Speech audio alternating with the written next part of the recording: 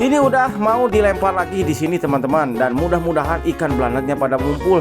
Dan bener saja teman-teman, di sini sangat-sangat gacor pokoknya Mang Egi ini langsung strike lagi. Dan ini tarikannya beda banget, kayaknya ini bukan ikan belanak teman-teman. Kira-kira ini ikan apa ya teman-teman? Soalnya dari tarikannya itu kasar banget tuh, sampai joran Mang Egi diborot-borot seperti ini. Dan akhirnya ikan pun nampak, ternyata ini yang makan ikan bakuku teman-teman. Wih, pokoknya mantap.